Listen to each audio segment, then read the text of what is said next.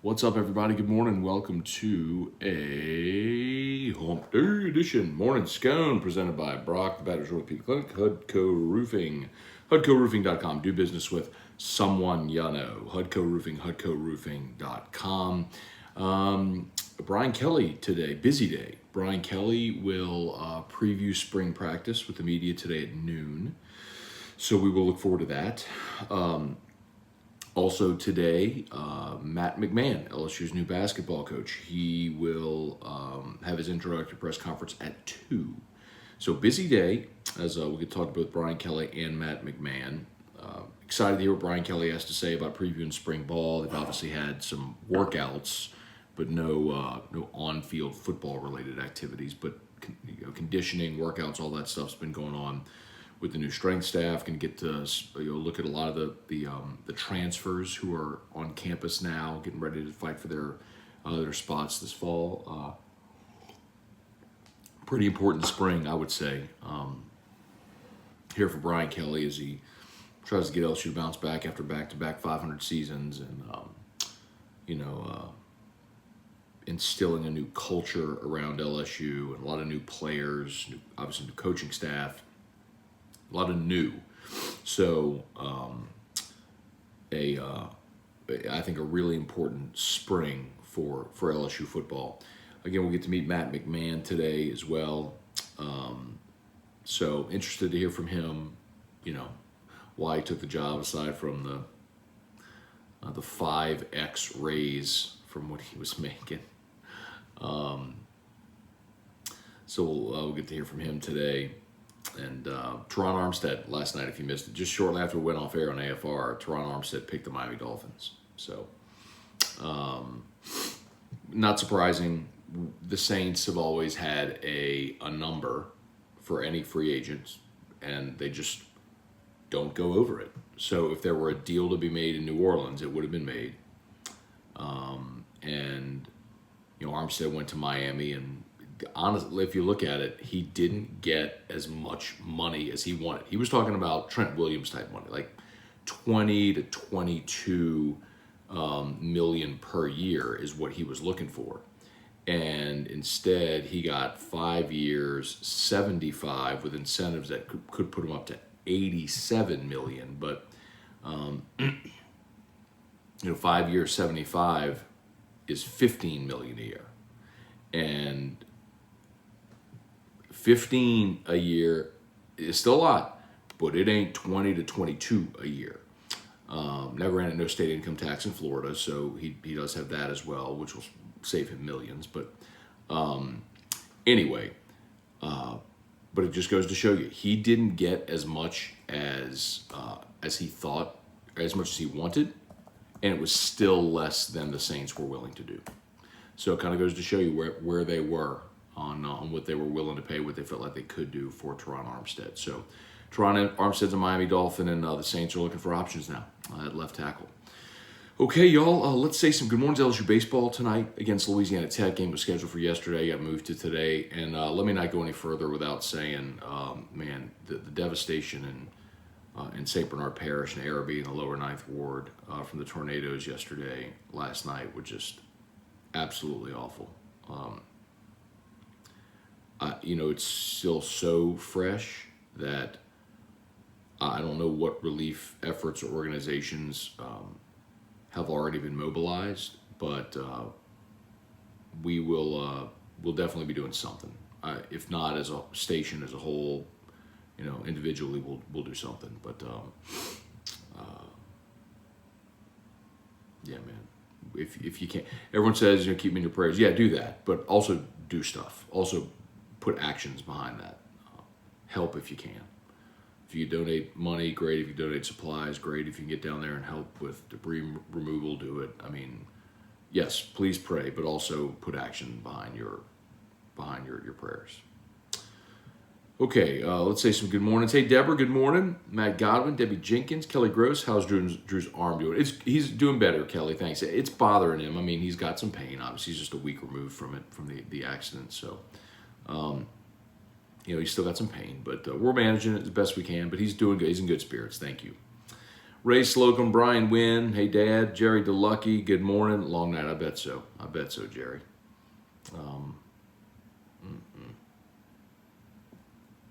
Jerry's in Tangipahoa, which I know got hit as well. So, Jerry, when y'all need, when y'all find out what is the best way to help and what people need, let me know. Drop me a note, okay? Brian Broom, Truax, what's up? Hey, Jason Horn, good morning. How's Drew and E-Rock? They're good. Thank you, man. Seeing Brian Kelly on TV will be like seeing Bigfoot. Hey, man, I'm all right with it. He's been working, so he had a lot of work to do. Charles Waltman, Jeff McKithen, Ricky Lambert, Tony Williams, Caleb Bernard, Matt Lusto, David Wallace. What's up, y'all? Ron Ritchie, Kirk Taylor, Brandon, good morning. Had to jump here because YouTube was off. YouTube's on. I'm looking at it. I'm looking at the feed. I see like the picture doesn't look good. It's weird.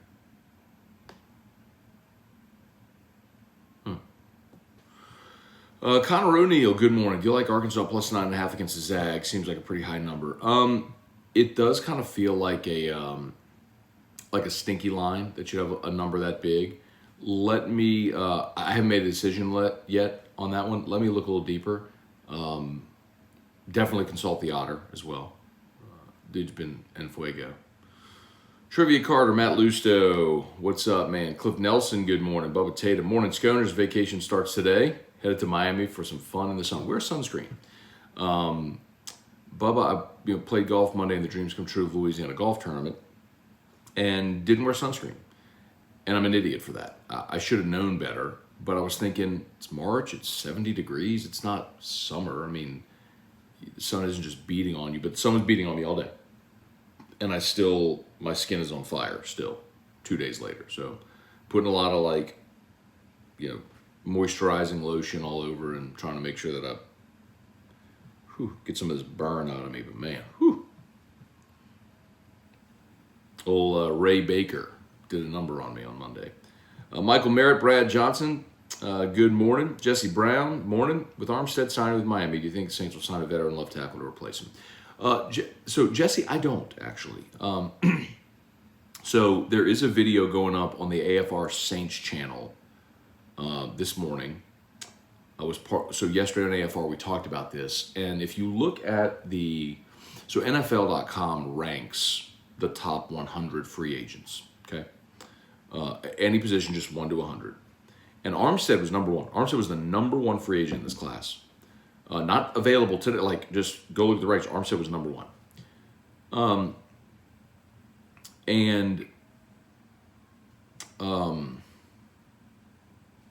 The only other free agent tackles that are still available are Eric Fisher, former number one overall pick, if you remember, by the Kansas City Chiefs, and I believe it's Dwayne Brown is the other. Make sure, I'm pretty sure it's Dwayne Brown from the Seahawks. Yep, Dwayne Brown. Who's 36 years old right now, by the way. So you'd be going, I guess my point is, I don't know that anyone available is better than what you have in James Hurst. And you already restructured his deal, so he's guaranteed. So your options are re-sign Hurst. Your options are flip Ramczyk to left tackle and let Hurst play right, which, by the way, there is an incentive in Ramczyk's contract where his per year salary increases by $1 million if he makes first or second team All-Pro as a left tackle. So they at least considered the possibility of him playing left tackle.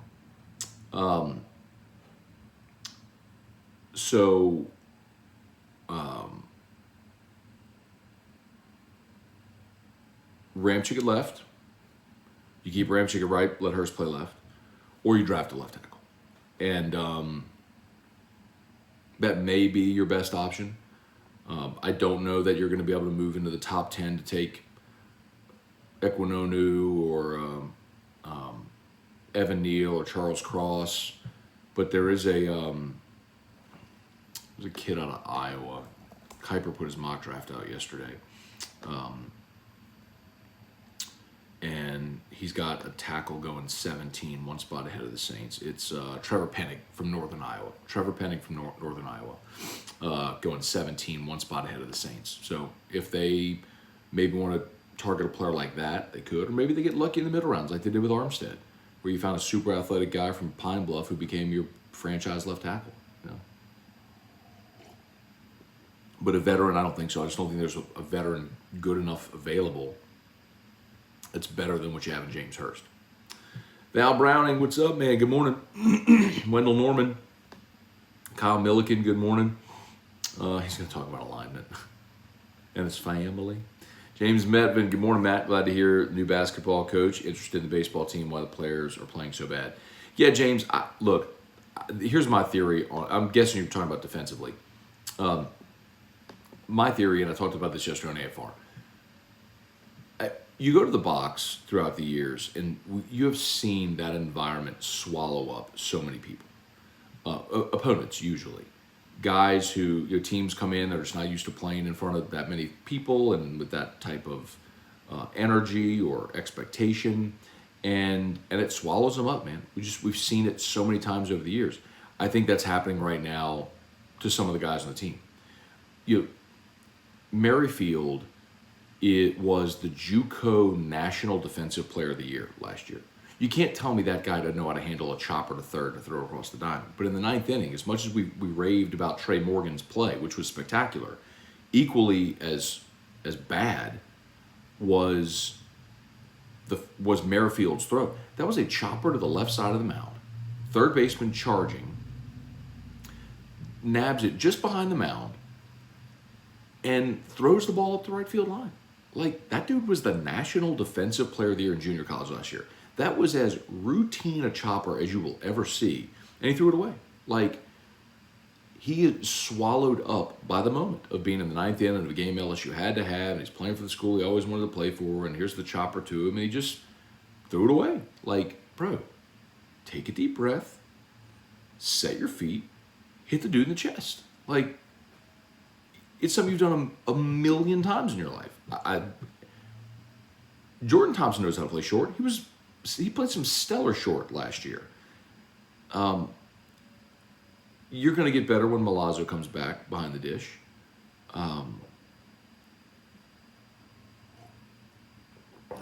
Anyway, I think that's what's happening. I think they all just need to take a deep breath and slow down.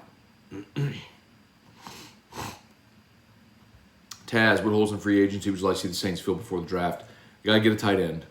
And I don't know, man, there were a lot of tight ends available in this market, and they haven't signed one yet, so I'm curious if they go that route. I don't think they'll sign a left tackle. Like I just said, I think they'll stick with what they got, maybe add a swing lineman somewhere along the way. I'm really interested to see them draft a running back. So quite honestly, Taz, I don't think they needed a safety, they got it. If you feel like there's an affordable receiver to be had, okay. But man, I'm kind of okay looking toward draft. No saying, good morning, Matt. Seems like Saints have only gotten weaker as a team with net one player. What's the word on free agents with all this cap space? No, I mean, that's the point I was just making there. And I think it's a step back with May instead of Williams. Not a giant step back, but you're not as good there. Obviously losing Armstead, but you didn't have Armstead for the bulk of this season. You were 9-8. Armstead missed a lot of games, man. I can understand the Saints' hesitation in giving that dude $100 million when he never played a full 16 games. He is athletic and one of the best tackles in the league. But what does Mike D always say? Best ability is availability. And Armstead was too hurt. That's why they didn't want to invest that type of money. I don't blame them. Are y'all brought to you by Brock, Baton Rouge Orthopedic Clinic. You need an orthopedist, you go to Brock. Hudco Roofing, HudcoRoofing.com. I will point out, obviously, with all the weather in St. Bernard, down in Araby and Lower 9 and Tangipahoa, Hudco is making plans to be down there today, as a matter of fact. I think our guy Hot Rod, Rodney Beloso, y'all know Cade's dad, Cade Beloso. Rodney just joined us. He's also Hot Rod's Cajun Seasoning. Hot Rod's Creole.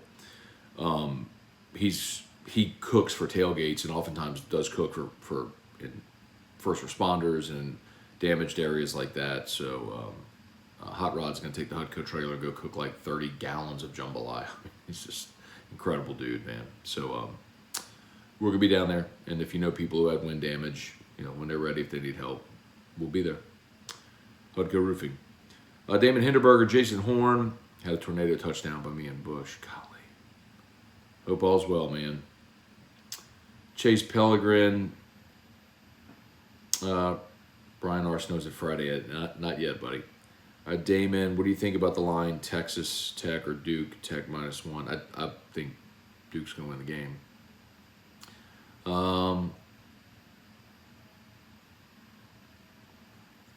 Travis Roy. Good morning, Matt. When will I know? Well, I know when someone comes and inspects my roof. Didn't know if they would leave something if I'm at work. Travis, let me follow up. It might literally just be that we're log jammed right now and trying to catch up. I mean, I know we are because that rain a couple weeks ago, it set us back like a full week. So, but I will, Travis, do me a favor if you would. Drop me a note on my phone. Text me at the 396-4400, 225-396-4400. Drop me a note right now. And when we're done, I'm going to check with our scheduler and I'm going to get you an answer today. I'm going to get you an answer this morning, 396-4400.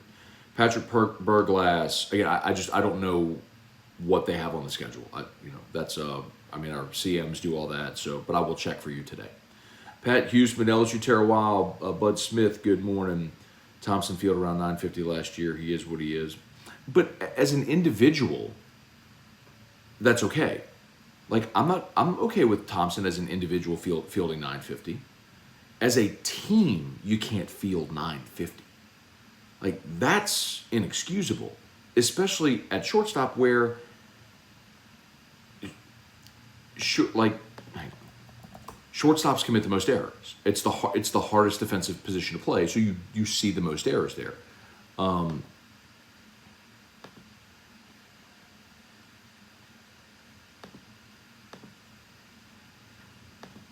gonna prove a point.